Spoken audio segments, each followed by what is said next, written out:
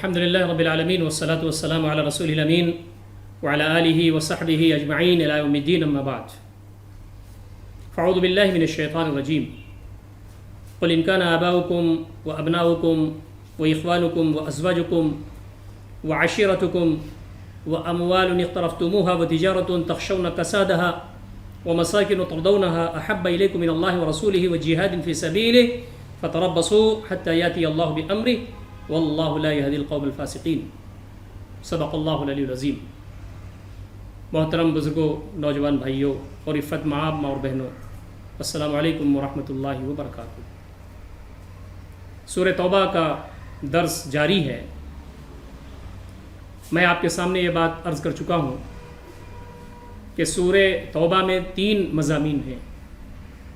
ایک تو 9 ہجری کا جو حج ہے اس موقع پر آیات نازل ہوئی ہیں کہ اب مشرکین مکہ اس سال حج کر لیں، اس کے بعد ان کو اجازت نہیں ہوگی، اور اس کی تفصیلات ہیں۔ دوسرا حصہ غزوہ تبوک سے پہلے کا ہے، اور تیسرا حصہ غزوہ تبوک کے بعد تبصرے پر ہے۔ تو ابھی جو پہلا مضمون ہے اس کی چند آیات باقی ہیں، اور یہ بات بتائی جا رہی ہے کہ یہ جو نبی اکرم صلی اللہ علیہ وسلم تمہیں دعوت دے رہے ہیں، تمہیں دین کی باتیں بتا رہے ہیں، اور جو تمہیں حق و باطل بتا رہے ہیں، کفر اور شرک بتا رہے ہیں، تو اس میں جو سب سے اہم بات ہے وہ یہ ہے کہ اللہ تعالیٰ سے محبت تمہاری ہونی چاہیے، اور نبی اکرم صلی اللہ علیہ وسلم سے تمہاری محبت ہونی چاہیے، اور تمہاری جو محبت ہے وہ تو دوسری چیزوں سے ہے۔ اسی لیے کہا جا رہا ہے نبی صلی اللہ علیہ وسلم کہہ دیجئے کہ تمہارے باپ، تمہارے بیٹے، تمہارے بھائی، تمہاری بیویاں، تمہارے خاندان، تمہارے وہ مال جس کو تم نے جمع کر کے سینت کر کے رکھا ہے، تمہاری وہ تجارت جس کی کساد بازاری کا تمہیں خطرہ ہے، تمہارے وہ گھر اور محلات جس کو تم بہت عزیز رکھتے ہو، اگر تمہارے نزدیک زیادہ محبوب ہیں اللہ تعالیٰ سے اور اس کے رسول سے اور اس کے راستے میں جہاد سے، تو تم انتظار کرو کہ اللہ کا حکم آ جائے، اور اللہ فاسق قوم کو ہدایت نہیں دیتا۔ میں آپ کے سامنے عرض کر چکا ہوں، جو ماحول بنا ہوا تھا وہ یہ تھا کہ جب اعلان ہو گیا کہ اب مشرکین مکہ بے دخل کیے جا رہے ہیں، اور 4 مہینے کا ٹائم ہے، اور اس کے بعد پھر تینوں آپشن پر اگر وہ عمل نہیں کریں گے تو ان کے لیے یہ مکہ کی جو زمین ہے یہ تنگ ہو جائے گی، عرب کی زمین تنگ ہو جائے گی، اور ان کے ساتھ معاملہ سختی کا ہوگا۔ تو ایک بات سمجھ میں آنے والی یہی تھی کہ لوگوں کو اندازہ یہ تھا کہ اب لوگ لڑنے مرنے پر آبادہ ہو جائیں گے، اب ان کے وجود و بقا کا مسئلہ ہوگا، تو اب جہاد ہوگا، اور جہاد ہوگا تو پریشانی لاحق ہوگی۔ بعض لوگوں کے دلوں میں کچھ اس طرح کے جذبات تھے، تو کہا جا رہا ہے کہ تمہارے باپ، تمہارے بیٹے، تمہارے بھائی، تمہارے بیوی یا شوہر، تمہارا خاندان، تمہارے مال، تمہاری تجارت، یہ ساری چیزیں ہیچ ہونی چاہیے اللہ اس کے رسول کی محبت اور جہاد کے راستے اور جہاد میں اسٹرگل کرنے کے مقابلے میں یہ ساری چیزیں ہیچ ہونی چاہیے۔ تمہاری محبت مال سے، اسباب سے، دنیا سے، تجارت سے، گھر دوار سے تو ہو، لیکن اللہ اس کے نبی صلی اللہ علیہ وسلم کی محبت کے تابع ہو۔ یہ جو فتح ہے، جو نصرت ہے، جو حالات ہیں، سب اللہ تعالیٰ کے ہاتھ میں ہیں۔ تم دل گرفتہ کیوں ہو رہے ہو؟ تم پریشان کیوں ہو رہے ہو؟ جس نے تم کو نکالا پریشانی سے، شدائد سے، وہی تمہارے ساتھ ہے۔ ہمارے لیے بھی درس عبرت اس میں موجود ہے کہ یہ بات تو اس وقت نازل ہوئی اور اس کا سیاق تھا، لیکن ہماری جو محبتیں ہیں وہ کہاں؟ اللہ تعالیٰ سے ٹوٹ کر محبت کرتے ہیں، نبی اکرم صلی اللہ علیہ وسلم سے محبت کرتے ہیں، اللہ تعالیٰ کے راستے میں اسٹرگل کرتے ہیں، ان ساری چیزوں میں ہماری طبیعت لگتی ہے۔ اگر ایسی صورتحال ہے تو بہت اچھا، نہیں ہے تو اپنے اوپر غور کرنا چاہیے، اس لیے کہ فرمایا گیا فَتَرَبَّصُوا حَتَّى يَأْتِيَ اللَّهُ بِأَمْرِهِ، تو انتظار کرو کہ اللہ تعالیٰ اپنا حکم فیصلہ لے آئے، یعنی عذاب لے آئے۔ وَاللَّهُ لَا يَهْدِي الْقَوْمَ الْفَاسِقِينَ، اور اللہ تعالیٰ فاسق قوم کو ہدایت نہیں دیتا۔ یہ فسق ہے کہ ہماری محبتیں اللہ اس کے رسول کی محبتوں کے علاوہ دوسروں سے ہو جائیں، ان پر غالب ہو جائیں۔ دیکھیے، بیوی سے محبت، مال سے محبت، تجارت سے محبت، یہ ساری محبتیں آدمی کر سکتا ہے، لیکن یہ محبتیں ایکسیڈ نہ کریں اللہ اس کے رسول صلی اللہ علیہ وسلم کی محبت سے اور اللہ تعالیٰ کے راستے میں اسٹرگل سے۔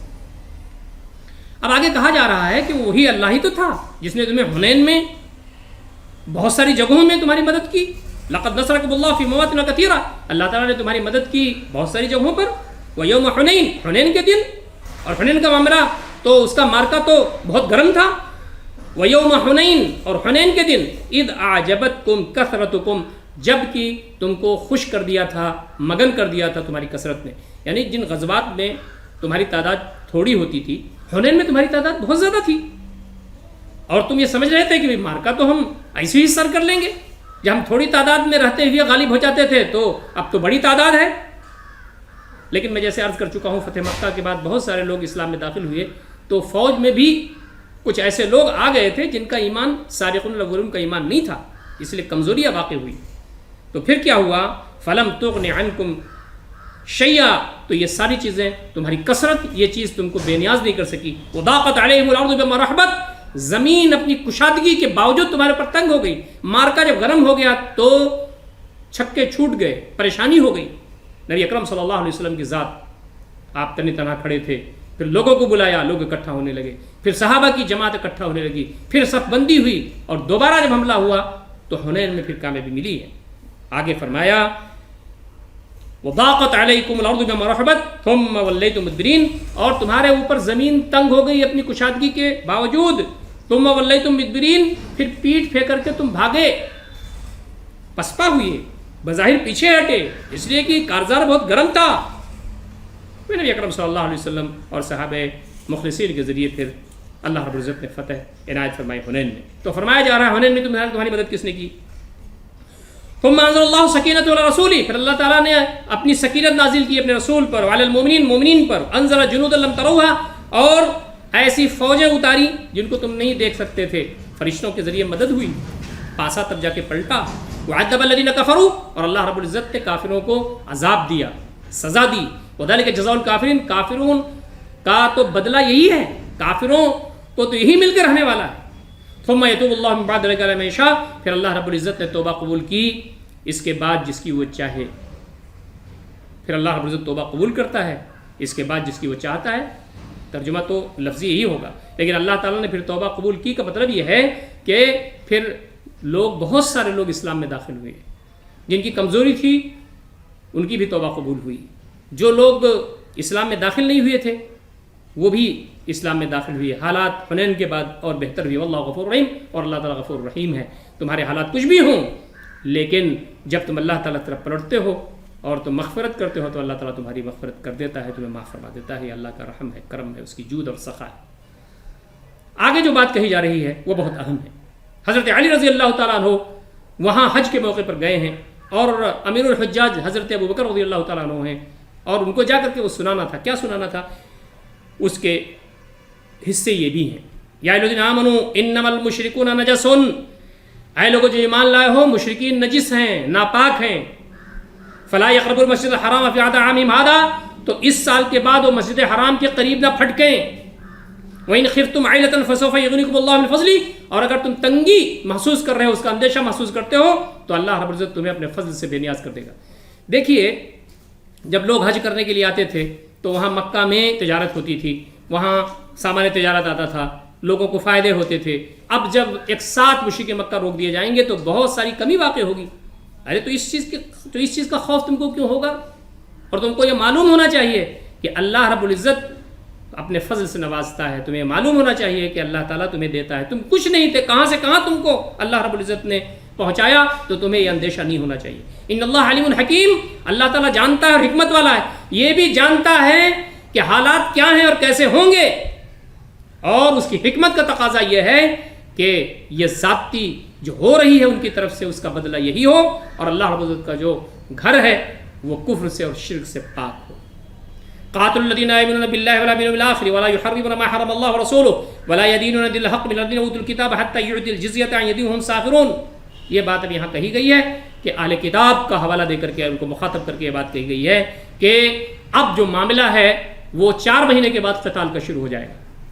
اگر یہ نہیں مانے، آپشنز ہیں. کہا کہ یہ جو اہل کتاب تھے، یہود و نصارہ تھے، پیچھے سے ڈور ہلاتے تھے مشرکین کی. اب سب تشدد بام ہو چکا ہے، سب واضح ہو چکے ہیں، اور میں عرض کر چکا ہوں کہ تحریک اسلامی اپنے آخری دور میں داخل ہو چکی ہے، فتح، کامیابی اور نصرت کے آخری دور میں داخل ہو چکی ہے. قاتلوا الذین لا یؤمنون باللہ والیوم الآخر، تم جہاد کرو، تم قتال کرو ان لوگوں سے جو اللہ پر یوم آخر پر ایمان نہیں رکھتے. ولا یحرمون ما حرم اللہ ورسولہ، اور جو اللہ اور اس کے رسول نے حلال کیا ہے اسے حلال نہیں کرتے، اور جسے حرام کیا اسے حرام نہیں کرتے. ولا یحرمون ما حرم اللہ ورسولہ، اور وہ حرام قرار نہیں دیتے اس کو جو اللہ رب العزت جس کو حرام قرار دیا ہے. ولا یدینون دین الحق، اور وہ دین حق کی پیروی نہیں کرتے. من الذین اوتوا العلم، یہ جو اہل کتاب ہیں ان لوگوں میں سے، حتی یعطوا الجزیہ یدعون وہم صاغرون، یہاں تک کہ وہ جزیہ دے کر کے رہیں یہاں پر، اور وہ چھوٹے بن کر کے رہیں، وہ دب کر کے رہیں، ابھر کر کے نہ رہیں. اب یہ بات یہاں کہی جا رہی ہے کہ مقابلہ ان سے بھی تمہارا ہوگا، ہو سکتا ہے، اور ان کو بتا دیا جانا چاہیے. یوں تو اہل کتاب اللہ پر ایمان لاتے تھے، آخرت پہ ایمان لاتے تھے، لیکن اللہ اور آخرت پہ ایمان لانے کے جو تقاضے ہیں وہ پورا نہیں کرتے تھے. یعنی وہ اللہ اس کے رسول کی حرام کرتا جو چیز ہے اس کو حرام کرنا انہیں چاہیے، دین حق کو قبول کرنا چاہیے، یہ سب وہ نہیں کر رہے تھے. تو آدمی صرف لا الہ الا اللہ محمد رسول اللہ کہتے اس سے مطلب نہیں ہوتا. جو حلال ہے اسے حلال کرنا، جو حرام ہے اسے حرام کرنا، جو اطاعت و فرمانبرداری ہے اس کو بجا لانا یہ ضروری تھا. تو کہا کہ ان سے جہاد ہوگا، اور اس کی ایک ہی شکل بچتی ہے، وہ یہ ہے کہ وہ جزیہ دیں تو رہیں، ورنہ انہیں قتال کرنا پڑے گا یا بے دخل ہونا پڑے گا. اب یہاں پر وہ باتیں بتا دی گئی ہیں کہ یہود کیا کرتے تھے، نصارہ کیا کرتے تھے، ان کا کچھا چٹھا بیان کر دیا گیا ہے. یہ مشرکین مکہ تو بانداز دیگر ہیں، لیکن یہ جن کے پاس کتاب نازل ہوئی، یہ جو اللہ تعالیٰ کے وہ بندے تھے جن پر انبیاء اترے نازل ہوئے ہدایت کے لیے، ان کا کیا حال تھا؟ وقالت الیہود عزیر ابن اللہ وقالت النصارى المسیح ابن اللہ. یہودیوں نے تو کہا کہ عزیر اللہ کے بیٹے ہیں. حضرت عزیر علیہ السلام کی بڑی قدر یہودی اس لیے کرتے ہیں کہ انہوں نے بہت نامناسب اور بہت ہی کرب و بلا کے دور سے نکال کر کے یہودیوں کو آگے بڑھایا. تو دھیرے دھیرے ان کی اتنی اہمیت ہو گئی ان کے نزدیک، انہوں نے ان کو اللہ کا بیٹا ہی کہہ دیا. وقالت النصارى المسیح ابن اللہ، اور نصارہ نے کہا کہ مسیح اللہ کے بیٹے. ذلک قولہم بافواہہم، یا ان کے منہ کی بات ہے، یہ جھوٹی باتیں ہیں، یہ ان کی افواہ ہیں. یظاہرون قول الذین کفروا من قبل، یہ ان سے پہلے جو کافر لوگ ہیں انہی کی باتوں کو یہ دہراتے ہیں، انہی کی باتوں کو آگے بڑھاتے ہیں، انہی کی باتوں کو وہ ریپیٹ کرتے ہیں. قاتلہم اللہ انا یؤفکون، اللہ تعالیٰ ان کو غارت کرے وہ کہاں بھٹکائے جا رہے ہیں. یہ بات بتا دی گئی ہے کہ اہل کتاب بھی اب سامنے ہیں، جزیہ دیں یا قتال پر آ جائیں، اس کے علاوہ کوئی دوسرا چارہ ان کے نہیں ہے، یا تو نکل جائیں جزیرۃ العرب سے. اور یہودیوں کی حالت یہ تھی، نصارہ کی حالت یہ تھی، کفر اور شرک میں پڑے ہوئے ہیں. یہ اتخذوا احبارهم رہبانهم اربابا من دون اللہ، انہوں نے اپنے احبار کو، یعنی یہودیوں نے اپنے پیشواؤں کو، اور عیسائیوں نے اپنے پادریوں کو اور اپنے پیشواؤں کو یہ اللہ کے مقابلے میں ارباب بنا رکھا ہے. اب یہ جو صورتحال ہے کہ خدا تو اللہ تعالیٰ ہے، حکم تو اللہ کا چلنا چاہیے، اطاعت اللہ تعالیٰ کی ہونی چاہیے، رب تو وہ ہے، لیکن چھوٹے چھوٹے ارباب بنا لیے ہیں، معبودان انہوں نے، معبودان باطل بنا لیے انہوں نے. تو انہوں نے اصلا اللہ پر ایمان تو ان کا ہے، نبی پر ایمان اپنے ہے، ان کا آخرت پر ایمان ہے، لیکن حالت یہ ہے کہ انہوں نے اللہ تعالیٰ کے مقابلے میں ارباب بنائے ہیں. کس کو؟ اپنے احبار کو، اپنے رہبان کو. یہ ہیں جو حلال کو حلال کرتے ہیں، یہ ہے جو حرام کو حرام کرتے ہیں. حالانکہ حلال کو حلال، حرام کو حرام صرف وحدہ لا شریک کر سکتا ہے. نبی اکرم صلی اللہ علیہ وسلم اللہ تعالیٰ کے حکم سے کر سکتے ہیں. والمسیح ابن مریم، اور انہوں نے مسیح ابن مریم کو بھی بنا رکھا ہے اللہ تعالیٰ کے مقابلے میں ان کا بیٹا. وما امروا الا ليعبدوا الها واحدا، حالانکہ ان کو حکم دیا گیا تھا کہ صرف وحدہ لا شریک کی عبادت کریں. یاد رکھیے دین اسلام میں سب سے اہم بات جو ہے وہ توحید ہے، اللہ رب العزت کی عبادت. اللہ رب العزت کا جوش بھڑک جاتا ہے، اللہ تعالیٰ کا غضب بھڑک جاتا ہے، اللہ تعالیٰ کو جلال آ جاتا ہے جب اللہ تعالیٰ کے علاوہ کسی کی بات مانی جاتی ہے، جب اللہ تعالیٰ کے علاوہ کسی کی پوجا کی جاتی ہے، اللہ تعالیٰ کے علاوہ کسی کے احکامات کی پیروی کی جاتی ہے. ان کو حکم دیا گیا تھا کہ الہ واحد کی عبادت کریں، لا الہ الا ہو، اس کے علاوہ کوئی معبود نہیں ہے. سبحانہ عما یشرکون، اللہ تعالیٰ پاک ہے ان ساری چیزوں سے جو وہ شرک کر رہے ہیں. تو شرک ایک طرف سے مشرک مکہ کا تھا، لیکن اہل کتاب کا بھی شرک دوسرے انداز کا تھا. سارے شرک سے جس رب کو پاک کرنا ہے، اور سب سے پہلے اللہ رب العزت کے گھر خانہ کعبہ کو پاک کرنا ہے. آگے فرمایا یریدون ان یطفئوا نور اللہ بافواہہم ویابی اللہ الا ان یتم نورہ ولو کرہ الکافرون. سورہ صف میں بھی آیت آئی ہے، هو الذی ارسل رسولہ بالہدی ودین الحق لیظہرہ علی الدین کلہ ولو کرہ المشرکون. یہ ان کی کوشش کیا ہے؟ ان کی کوشش یہ ہے کہ ان کے منہ کے پھونکوں سے اللہ رب العزت کا جو نور ہے وہ بجھ جائے. تو فرمایا کہ اللہ تعالیٰ تو اپنے نور کو مکمل کر کے رہے گا، اور اللہ رب العزت تو اپنے نور کو مکمل کرے گا چاہے کافروں کو ناگوار کیوں نہ گزرے. وہی ہے جس نے اپنے رسول کو ہدایت کے ساتھ بھیجا، دین حق کے ساتھ بھیجا، تاکہ وہ سارے ادیان باطلہ پر اس کو غالب کر دے چاہے مشرکوں کو کیوں ناگوار کیوں نہ گزرے.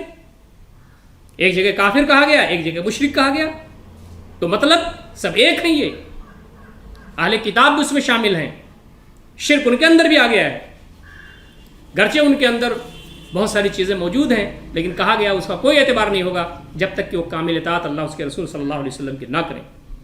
یا ایھا الذین آمنوا ان کثیرا من الاحبار والرهبان لا یاکلون اموال الناس بالباطل ویصدون عن سبیل اللہ والذین یکنزون الذهب والفضة ولا ينفقونها في سبیل اللہ فبشرهم بعذاب الیم یوم یحمى علیہا فی نار جہنم فتکوی بها جباہهم وجنوبهم وظہورهم هذا ما کنزتم لانفسکم فذوقوا ما کنتم تکنزون.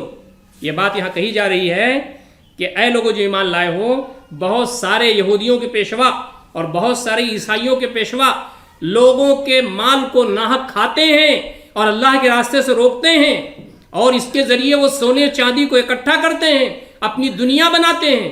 ان کے جو مریدین ہیں وہ ان کو جا کر کے پیسے چڑھاتے ہیں، مال چڑھاتے ہیں.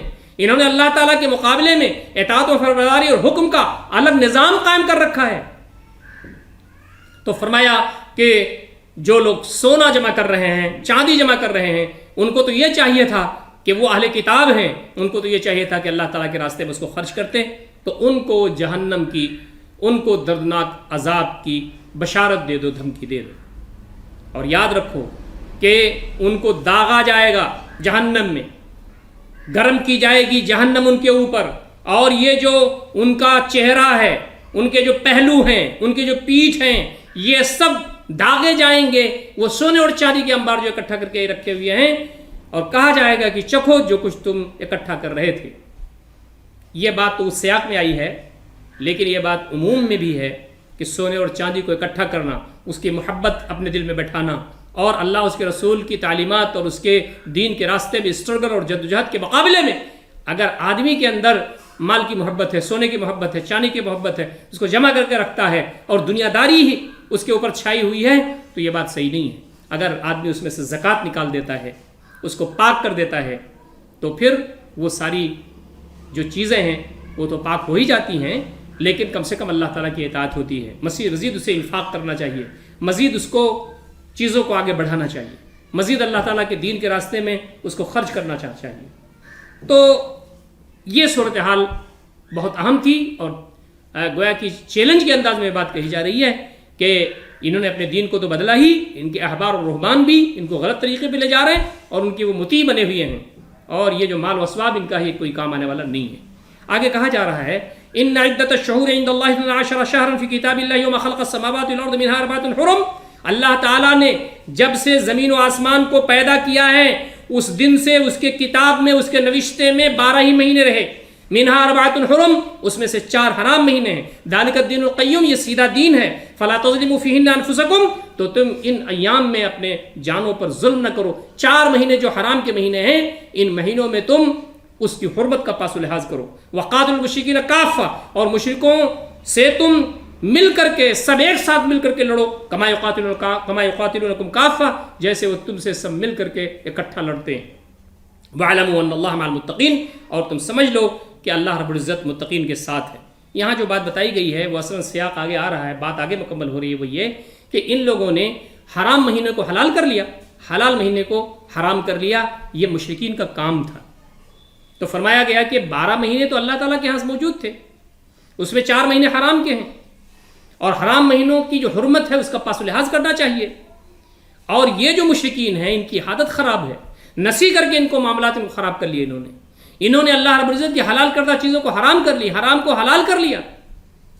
تو تم سے یہ سفارہ ہیں، یہ توحید کے خلاف ہیں، یہ اللہ تعالیٰ کی وحدانیت کے خلاف ہیں، یہ اللہ تعالیٰ کے احکامات کے خلاف ہیں، یہ اللہ رب العزت کی جو بالادستی ہے اس کے خلاف ہیں. تو یہ تمہارے سامنے صف آرا ہو کر کے لڑتے ہیں، تو تم بھی ان کے لیے صف آرا ہو کر کے لڑو، مل جل کر کے لڑو، ایک ساتھ لڑو.